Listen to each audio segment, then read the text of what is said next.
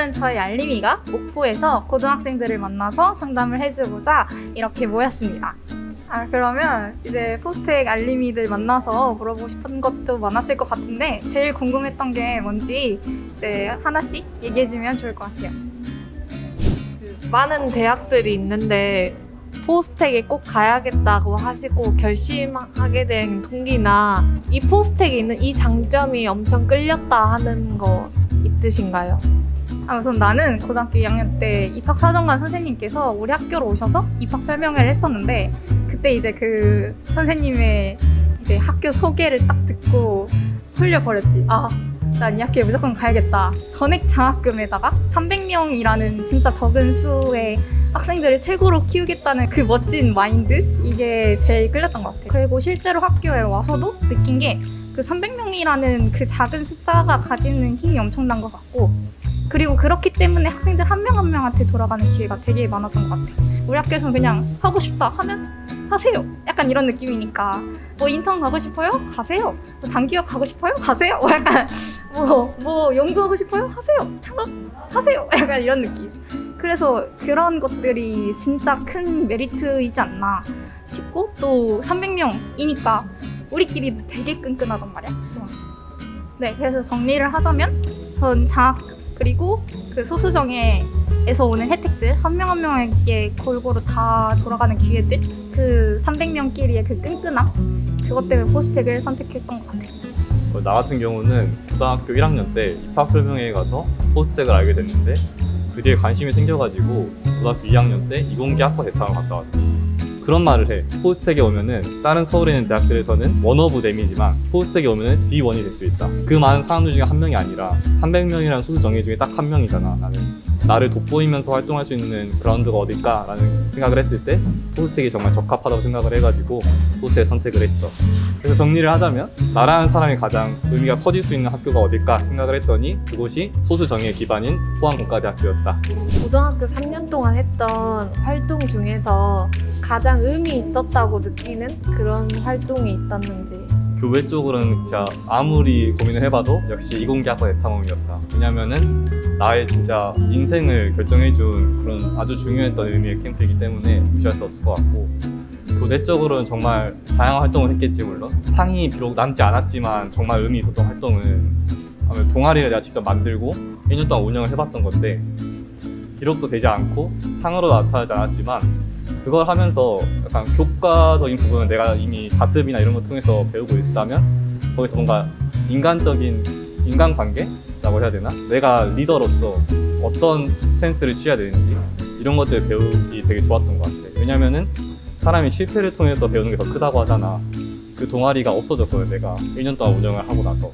그러고 나서 진짜 반성을 하면서 내가 어떤 점이 부족했는지 그 활동을 통해서 정말 얻은 게 많은 것 같아. 인간관계적으로. 그래서 정리를 해주면 교회적으로는 포스텍이라는 꿈을 가지게 된 이공계학과 대타운이 정말 컸고 교내적으로는 내가 직접 동아리 회장이 돼서 2년 동안 운영을 해본 게 나에게 있어서 가장 큰 경험이었던 것 같아. 나 같은 경우에는 3학년 때 스마트 디바이스 아이디어 캠프라는 걸 갔다 온 게 있어. 그러니까 2박 3일 동안 하면서 아예 새로운 아이디어를 어느 정도 구체화를 했고 이제 그걸 바탕으로 실현 가능성까지 확인을 하는 그런 활동이었어가지고 이제 그거 갔다 와서 바로 생활기록부 쓰고 자기소개서 쓰고 다른 학교에서는 면접 때 그게 질문으로 나올 정도로 되게 나한테 크게 작용을 했었단 말이야. 이 얘기를 하면서 해주고 싶은 얘기가 지금 3학년이고 이제 뭐 비대면이라서 할 수 있는 것도 많이 없다고 생각을 하고 포기를 할 수도 있는데 포기하지 말고 끝까지 최대한 할 수 있는 것들을 다양하게 많이 해봤으면 좋겠어. 저는 공부하다 보면 누구나 슬럼프 같은 게 오잖아요. 그럴 때 어떻게 극복하셨는지 궁금해요. 나 같은 경우는 슬럼프가 실제로 많이 왔었거든. 사실 슬럼프라는 게 상대방과 비교를 하면서 오는 거잖아. 그때마다 항상 들었던 거는 어차피 같은 중졸인데 해볼만 하지 않나? 이런 생각으로 되게 덤볐던 것 같아. 물리를 정말 못했어가지고 그러니까 못하니까 안 하게 되더라고. 잘하면 되게 열심히 할 텐데 숫자를 세본 거지. 나보다 물리 잘하는 애들 몇 명인가 세보니까 한 11명 되더라고. 그래서 와 큰일 났다 어떡하지 하는데 그때 딱 그 생각을 했지. 어차피 쟤네 중졸이다. 중졸끼리 경쟁하는 거다 라는 생각으로 다시 마음 부여잡고 열심히 하니까 결과가 되게 잘 나왔던 것 같아. 그래서 결론적으로 슬럼프를 이겨내기 위해서는 자책에 빠져있지 말고 나는 할 수 있다라는 마음가짐으로 빨리 벗어나려고 어떻게든 움직여보는 게 가장 좋은 선택인 것 같아요. 난 사실 슬럼프가 오면 재충전 시간을 그래도 가졌던 것 같아. 진짜 오늘은 진짜 너무 하기 싫고 너무 힘들다. 그러면 그날 하루는 그냥 푹 잤어. 나한테 슬럼프가 이제 여러 가지 의미가 있다고 생각하는데 나는 그 중에서 하나는 이제 특정 과목을 공부하기 싫은 게 좀 힘들었던 것 같아. 내가 수학이랑 물리를 엄청 좋아했고 나머지 과목들을 별로 안 좋아했어. 특히 영어가 너무 하기 싫은 거야. 이제 그 포스텍에 딱 빠지고 나서 내가 공부를 해야 되는 이유를 포스텍에 걸맞는 사람이 되기 위해서라는 거를 이제 딱 걸고 그거를 생각하면서 계속 하려고 노력을 했던 것 같아. 그래서 공부하다가 포기하고 싶을 때마다 내가 생각하는 그 포스텍에 간 사람들의 이미지가 있잖아. 그리고 내가 그런 사람들처럼 되기 위해서는 어떻게 해야 된다는 것도 나는 알고 있잖아. 그래서 그렇게 걸맞는 사람이 되기 위해서 노력을 하자라는 거를 이제 머릿속에 박아놓고 계속 하려고 했던 것 같고 그래도 결국에는 최대한 빨리 회복을 하려고 노력을 했지. 포스텍에서도 여러 가지를 배우잖아요. 배웠던 것 중에서 가장 재밌었던 거나 흥미로웠던 거는 뭐가 있을까요?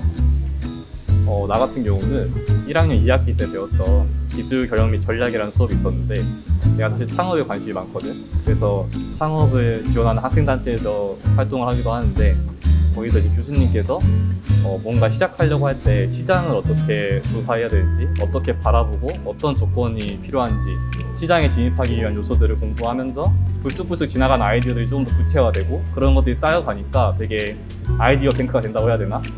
그런 도움이 됐던 것 같아요. 프로그래밍과 문제 해결이라는 과목이 있어. 근데 정말 기본적인 거밖에 모르는 상태에서 수업을 딱 들어갔는데 다행히 정말 좋은 선배님을 만났어. 그 선배님 덕분에 흥미를 조금씩 붙이기 시작을 했어. 그리고 이제 코딩 과제가 5개가 나와, 한 학기에. 근데 그거를 가면 갈수록 난이도가 이렇게 확확 높아지는데 내가 이거를 해낼 수 있다라는 것과 그리고 해냈을 때 그 성취감이 진짜 장난이 아닌 거야. 내가 이거를 이게 외계어 같은 코드들을 써가지고 뭔가 돌아가는 프로그램을 만든다? 이게 너무 재밌었고 그런 거 하면서 나 평균과 가도 되겠는데? 자신감 있게 붙기 시작하면서 그래서 평균과 진입도 하게 됐고 그리고 그 컴공이 사실 적성을 많이 탄다라는 얘기가 있어가지고 걱정을 했었는데 괜찮겠다. 나 적성 나쁘지 않은 것 같다 이러면서 이제 그 과목을 시작을 해서 이제 컴퓨터공학과 과목을 계속 듣고 있지. 되게 재밌게 수업 들었던 것 같아. 자소서 준비는 어떻게 하셨는지 궁금해요. 자기소개서라는 게 자기를 소개하는 글이니까 말 그대로 나의 어떤 모습을 소개할까를 먼저 생각을 해봤는데 어떻게 보여주고 싶은지를 선택하게 되는 거야. 나의 많은 모습들이 있지만 그러다 보니까 딱 하나를 고르고 이 모습을 구성하는 요소들이 있을 거 아니야. 생체 소재를 연구해서 사회적 약자들에게 도움이 주도록 하는 연구원이 되겠습니다. 이런 모습으로 보여주고 싶다면 생체 소재에 관련된 내용도 중요할 거고 사회적 약자를 생각하는 그 봉사 정신도 중요할 거고 이런 식으로 요소들이 나눠지는데 그 요소들을 정확하게 분석을 하고 그 요소들을 드러내주는 활동들이 있을 거야. 생기부를 찾아보면 이제 그 활동들을 쫙 나열을 해서 1번, 2번, 3번, 4번이 있잖아. 거기에 배치를 했어. 예를 들어서 그 나의 생기부에 있는 모든 활동을 1번, 2번, 3번, 4번에 나눠가지고 쭈르륵 배치를 하니까 그때부터 이제 자기소개서를 쓰기가 훨씬 쉬워졌어. 왜냐면은 그거에 대해서 서술을 해주고 결론은 나는 이런 사람이다라는 걸 마무리 지으면 되는 거니까. 그래서 나는 생활기록부가 있잖아. 그러면 거기서 내가 생기부 관리 내가 3년 내내 했는데 내가 제일 잘 알지 약간 이런 생각으로 그냥 떠오르는 것들만 가지고 쓰려고 했는데 그게 마음대로 잘 안 되는 거야.